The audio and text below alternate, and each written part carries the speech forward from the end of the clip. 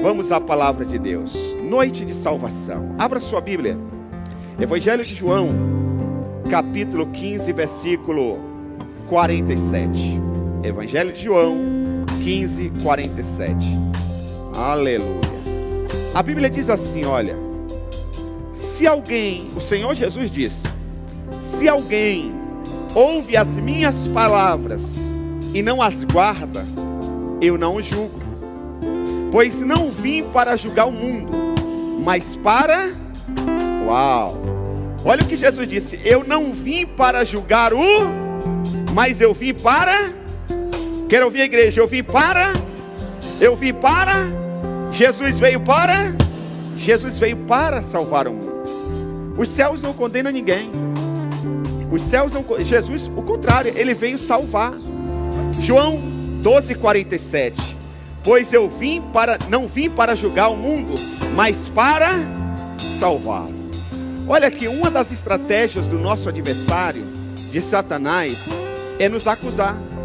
A Bíblia até diz que Satanás é o acusador dos nossos irmãos, da nossa alma.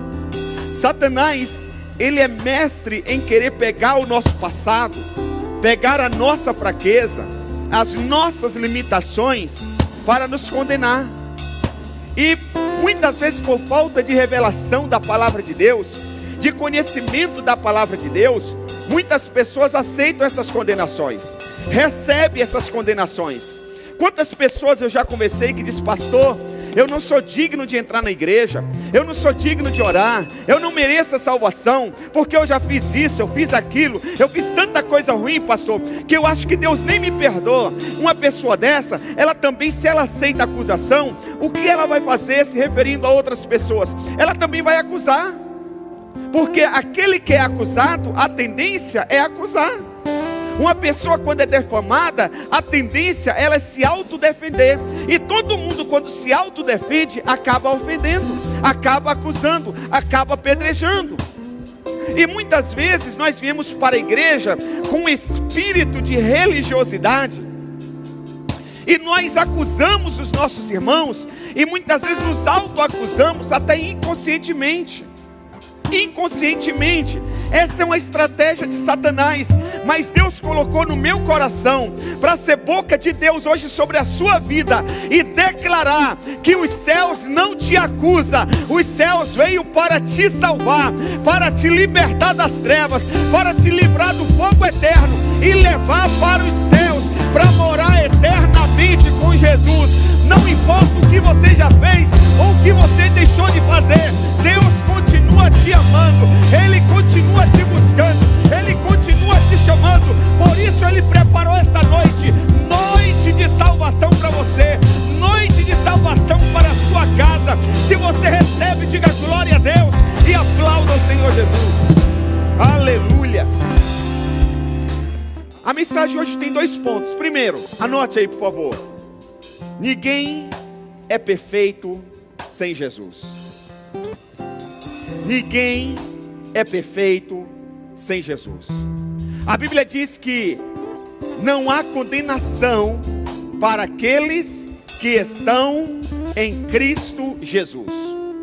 Preste atenção que a Bíblia diz: não há condenação para aqueles que estão. Ou seja, quem não está em Cristo Jesus aceita a condenação. Terrível isso. Olha, gente, eu estou pastoreando igreja já há 14 anos, como pastor líder de igreja. Já atendi centenas, talvez até milhares de pessoas. Já recebi muita gente na igreja. E quantas pessoas nós já recebemos que chegam na igreja com a cara amarrada, fechado. Às vezes a pessoa tem tudo para dar certo, ser uma pessoa feliz, mas a pessoa não consegue nem sorrir. Mas a partir do momento que ela entrega a vida para Jesus, aleluia, morando na mesma casa, tendo o mesmo carro, a mesma família, a mesma condição financeira, a pessoa começa a ficar com semblante leve, ela começa a sorrir, ela começa a ser uma pessoa alegre, porque a Bíblia diz assim, Jesus disse: aquele que crê em mim, do seu interior fluirão rios de águas vivas. Aleluia, aleluia. aleluia, nesse calor, nessa seca, a gente está vendo o quanto a água é importante, o quanto a água traz refrigério para o nosso corpo. Mas essa água que Jesus está falando não é a água da represa, não é a água do mar, é uma água que vem dos céus, é uma água espiritual. Quando Jesus entra numa pessoa, do interior dele começa a ter alívio, começa a ter paz, começa a ter alegria. E a Bíblia diz que a boca fala o que o coração está cheio. A Bíblia diz que um coração alegre formoseia o rosto, aleluia. Receba Jesus na sua vida, deixa Ele entrar no seu coração, deixa Ele cuidar da sua família, e a teu lar se tornará um verdadeiro pedacinho dos céus, aleluia. Por isso que a Bíblia diz: quero trazer à memória o que me dá esperança. O que te dá esperança? Um filho nas drogas? Lógico que não. O que te dá esperança é um câncer? Lógico que não. O que te dá esperança é o desemprego? Lógico que não. O que te dá esperança é um filho restaurado, é pensar que seu filho já está curado, é pensar que você já recebeu a cura do câncer, é viver, começar a sentir no seu espírito: eu estou curado, meu filho está liberto, o meu marido está salvo, a minha esposa está curada, a minha casa é casa de bênção, é casa de paz. É não pensar no desemprego, pensa você bem empregado, pensa em você sendo promovido, pensa a sua empresa prosperando, pensa em novos contratos na sua mão. Se veja com a caneta assinando, entrando na casa própria. Quero trazer à memória o que me dá esperança. Veja a sua célula se multiplicando, veja centenas de pessoas sendo batizadas através da sua vida. Pensa pessoas sendo curadas, restauradas. Você é boca de Deus e você é resposta de Deus para muitas famílias. Mas pode aplaudir o Senhor. Mas Satanás, ele quer ver você pensar no pior. Quando a pessoa ela é muito negativa, quando ela pensa muito negativo, até a imunidade dela baixa. Começa a pipocar um monte de coisa na boca, na pele, um monte de coisa. É assim, né, Paulinho? Um monte de coisa. Agora uma pessoa positiva, uma pessoa que pensa em coisas boas, coisas do alto, coisas que vêm de Deus, não são mensagens de autoajuda, é ajuda do alto. Deus, ele tem promessas na Bíblia, na palavra dele. Milhares e milhares de promessas. E as promessas de Deus nunca é: eu estou vendo a cova aberta e você caindo lá dentro. Não. Eu vejo você desempregado. Eu vejo um mioma nascendo no seu útero. As promessas de Deus é: aqueles que esperam em mim correrão e não se cansarão, aleluia, voarão como as águias, ainda que 1000 caia de um lado, 10.000 do outro lado, mas ele não será atingido. As promessas de Deus é: eu e minha casa serviremos ao Senhor. As promessas de Deus são coisas boas. Ei, o teu Deus tem coisas boas para você, aleluia. Aí alguns querem maquiar o negativismo com: sou realista, sou pé no chão. Pois é, já que você é pé no chão e realista, creia na palavra de Deus. Tome posse da palavra de Deus. Romanos 3, 23 e 24. Pois todos pecaram e estão destituídos da glória de Deus, sendo justificados gratuitamente por sua graça, por meio da redenção que há em Cristo Jesus. Ninguém é perfeito sem Jesus, mas em Cristo Jesus nós somos redimidos, restaurados, restituídos aos céus novamente. Nós somos justificados. Romanos 3, 9 a 10 diz: que concluiremos então? Estamos em posição de desvantagem? De vantagem? Não. Já demonstramos que tanto judeus quanto gentios estão debaixo do... Ou seja, todo mundo está debaixo de pecado. Dá uma olhada para o seu irmão e diz aí: você não é flor que se cheire não, rapaz. Deus sabe o que você fez no verão passado. Lembra do filme? Deus sabe. Eu não sei, mas Deus sabe. Lógico que não. Estamos todos debaixo de pecado. Como está escrito, não há, olha aqui, não há nem o justo, nenhum sequer. Sem Jesus não tem nenhum justo. Mas preste atenção, não se sinta condenado por não se sentir justo. Sabe por quê? Olha o que diz Lucas capítulo 5, 32. Eu não vim chamar justos, mas pecadores ao arrependimento. Se o diabo está soprando no teu ouvido que você já pecou demais, que você já fez tanta coisa feia, já fez tanta caca nessa vida, pois é você que Jesus veio chamar. É você. Eu não vim chamar justos, mas pecadores ao arrependimento. Segunda coisa, e a gente termina e ora. A segunda coisa é: há esperança para você. Só alguns irmãos que entenderam aqui. Eu vou repetir. A segunda coisa é: há esperança para você. Satanás já disse que não tem jeito para você, que você não vai ser ninguém na vida. Às vezes Satanás usa a boca, às vezes dos pais, na hora do nervosismo. Um chefe, um patrão, um colega. Eu já contei aqui a história, não vou contar agora por questão de tempo, mas colega de seminário, uma vez nós estávamos lá brincando e falando aquela coisa de jovem, né? O que nós vamos ser quando for terminar o seminário, o que você vai fazer, qual linha que você vai pegar, vai falar sobre família, sobre juventude, sobre liderança, você vai ser pastor de uma igreja local. E eu disse assim: eu vou entrar em cadeia nacional, mas me referindo à televisão, naquela época não tinha nem internet. Um colega riu, eu vou te ver na cadeia, assim, lá no Carandiru. Brincadeira de jovem, amigo, ele não queria isso, brincadeira. E eu não peguei aquela palavra, deixa ele rir. Que custa rir? A vida não terminou, nós estamos no processo. Um dia Deus fez um ribuliço, essas palavras de crente, né? Ribuliço. Deus mexeu lá no céu, alguma coisa lá. E eu fui trabalhar numa gravadora. E você acredita que aquela gravadora tinha fechado, antes de eu entrar na gravadora, um pacote na rede TV de anúncios. Era merchandising. E quem foi fazer esse merchandising na rede TV? Isaac Gomes, o homem da cadeia nacional. Agora, o mais importante não é eu ir à TV e fazer aqueles merchan. É o cara que falou aquilo, está assistindo no mesmo horário. Olha o que Deus faz. Aí você desliga o celular. Fui lá, gravei, falei, apareci no Brasil, fora do Brasil. Quando eu entro no carro, que eu ligo o celular, primeira ligação era do Rogério Barros. Cara, você é demais. Eu falei: o quê? Nem lembrava. Você falou que ia entrar em cadeia nacional e você entrou mesmo, cara. Eu falei: tudo bem, mas não é isso que eu falei ainda não.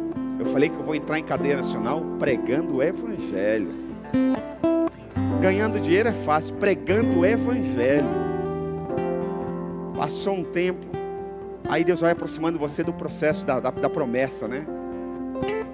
Um pastor lá em Mogi me chamou para ajudar o diaconato num evento que ia ter lá num ginásio.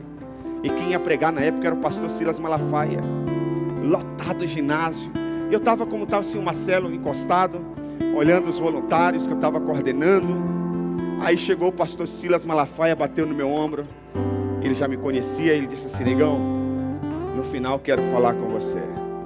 Falei: beleza. Aí eu fui lá, ele disse assim: rapaz, você sabe que eu estou na madrugada na Band, né? Falei: sei. Pois é, cara, é muito difícil vender os produtos na madrugada e eu estou precisando, lá é muito caro, muito alto o valor. Eu preciso de um cara como você. Eu falei: caramba, nem eu acreditei na hora. Ele disse: dentro de 15 dias o cenário vai ficar pronto e eu ligo para você, pode ser? Meu irmão, deu uma semana, encontrei com ele em outro evento. Ele disse: cara, a mulher terminou o cenário, depois de amanhã o que você vai fazer? Tem que ser ligeiro, né, irmão? Falei: pastor Silas, eu ia para Foz do Iguaçu. Por que você ia? Porque agora eu vou para o Rio de Janeiro gravar para o senhor. Veja o valor. Falei: não, meu irmão, aparecer na Band, no mundo inteiro. Falei, pastor Sila, até de graça. Ele nem esperou falar. Não. Veja o valor, se eu puder pagar. Se eu não puder, a gente negocia. Resumindo, ganhei bem. Tudo pago, chofer, motorista. Coisa maluca de Deus. Mas Deus falava, ainda não é isso. Um dia, o pastor Jabe disse, Isaac, vai ter o acampamento dos jovens. Queria que você fosse dar uma força lá. Eu falei, eu vou. Aí eu falei, eu vou me consagrar, vou jejuar, eu vou orar. Porque se eu tiver oportunidade de pregar lá, os céus têm que descer. Tem que descer, é minha oportunidade. Aí eu fui, me preparei, jejuei. Aconteceu o acampamento e nada de pregar. No último dia ele disse assim, Isaac, ajuda os jovens a coordenar ali a gincana. Eu falei, tá bom. Fui lá e ajudei. No outro dia, quarta-feira de cinza, na quinta-feira, melhor. Na quarta-feira eu fui para Blumenau, uma reunião. Na quinta-feira de manhã, tive uma reunião com a mulher no hotel dessa empresa. E na conversa ela disse, ué, você é da Assembleia de Deus? Eu falei, sou. Do Jabes Alencar? Eu falei, sou. Por que você não me falou antes? Eu falei, por quê? Que você pregava na minha igreja hoje à noite. Eu falei, não, eu vim para uma reunião só. Ela falou, não, você vai pregar. Meia hora depois da reunião, a mulher me ligou e disse, falei com o meu pastor, tudo certo, você vai pregar. Eu imaginei, deve ser uma igreja pequena, não me conhece, chamar para pregar, eu não faria isso. Eu não faria. Humanamente falando, eu não faria. Não sei quem é o cara, não sei como ele prega, nunca vi pregar. Aí ela falou, tal hora vai passar um carro no hotel e te trazer para a igreja. Irmãos, quando eu cheguei, simplesmente era a Assembleia de Deus sede do estado, da região de Blumenau. Tinha mais de 2.000 pessoas no culto. Igrejaço, coisa linda, numa praça. Aí eu fui subindo assim no altar. Um homem levantou e disse, rapaz, é você?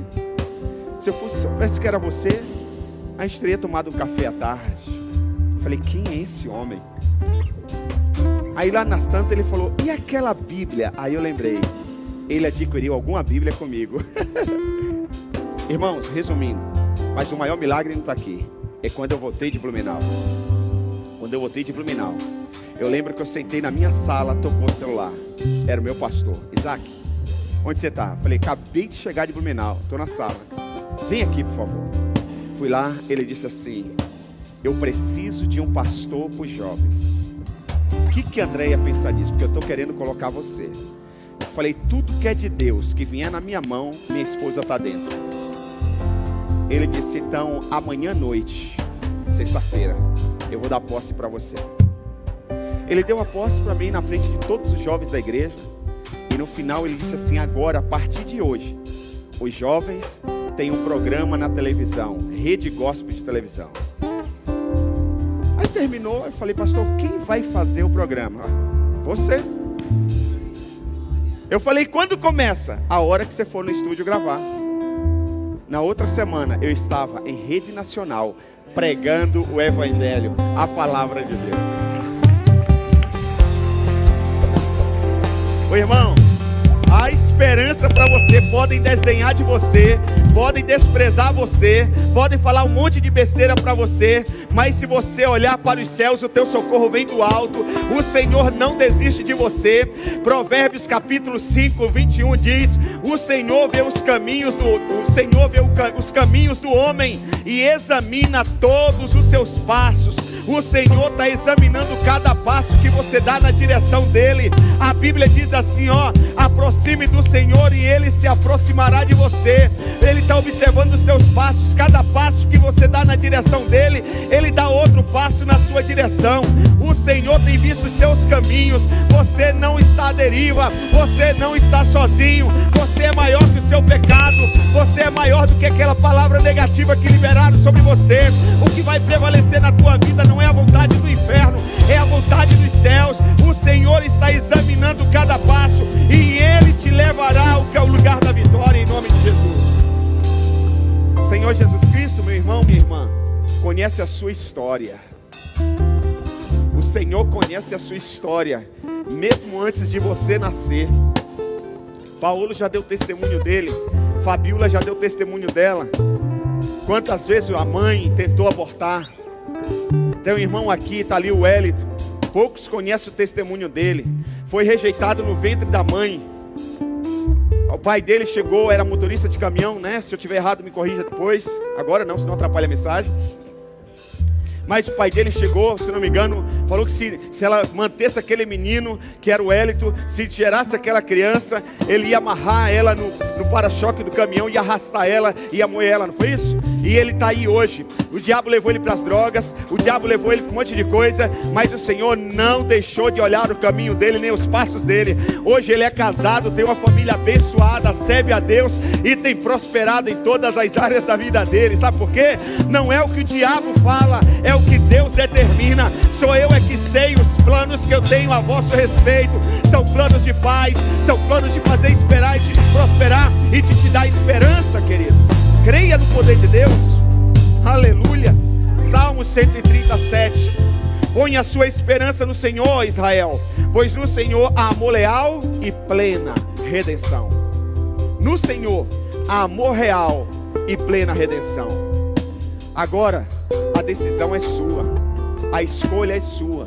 Se coloque de pé, por gentileza. Não saia do seu lugar, não ande, só se coloque de pé. Eu disse ontem para uma pessoa que ainda não é cristã.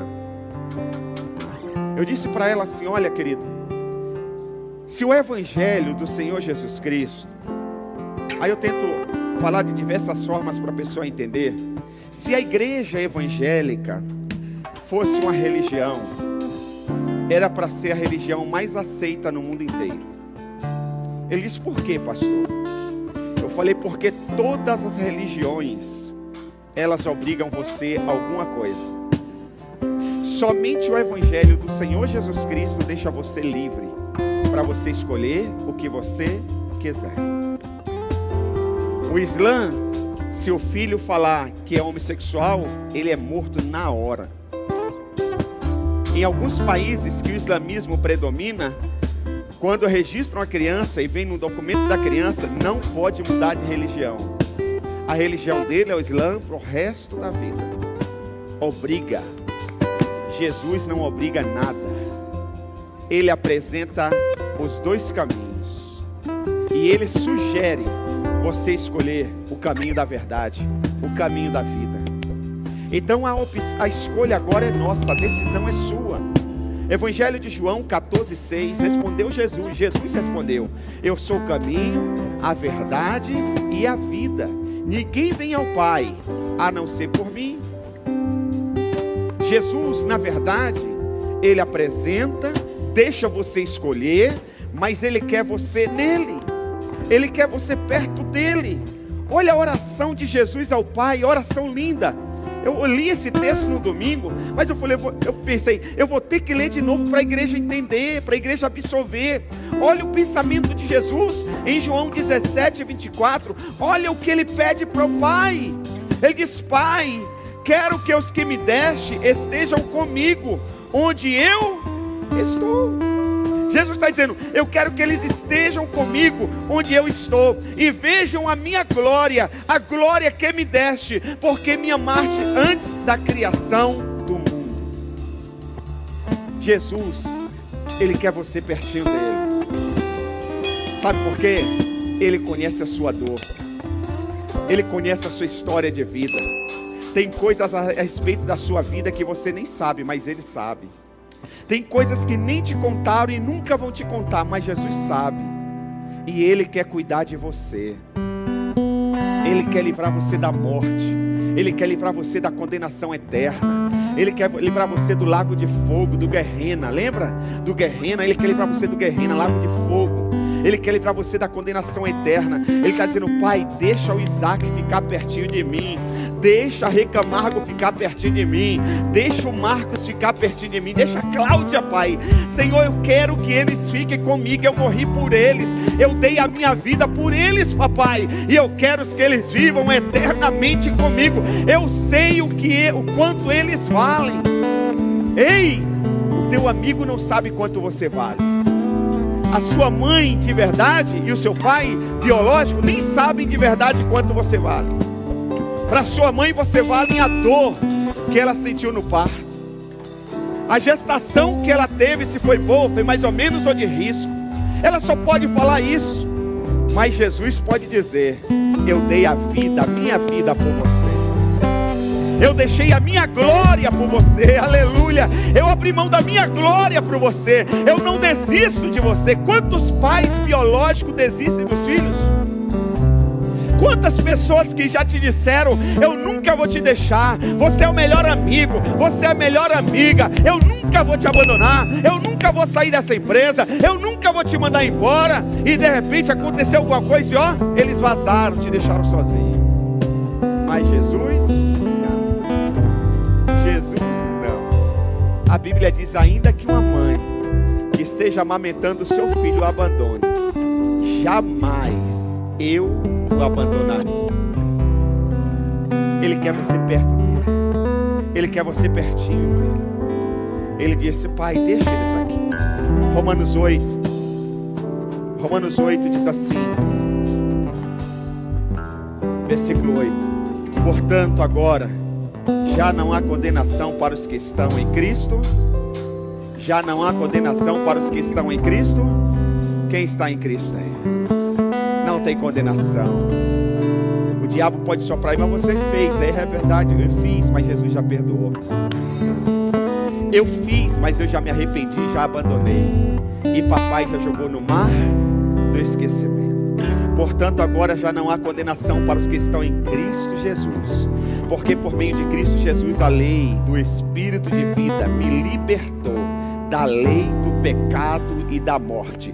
O pecado não tem mais domínio sobre você. A morte não tem mais domínio sobre você.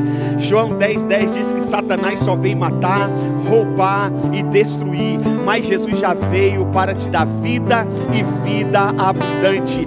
Deus tem vida para você. Deus tem vida para você. Ei, não dê atenção para a morte. Não dê atenção, não dê ouvido para a desgraça. Olhe para os céus, porque Deus tem vida. Ele deu a vida dele por você. Você é amado, você é querido, você é desejado, e o seu lugar é os céus te esperam, e você vai morar do lado de Jesus. Ele disse: pai, deixa eles aqui.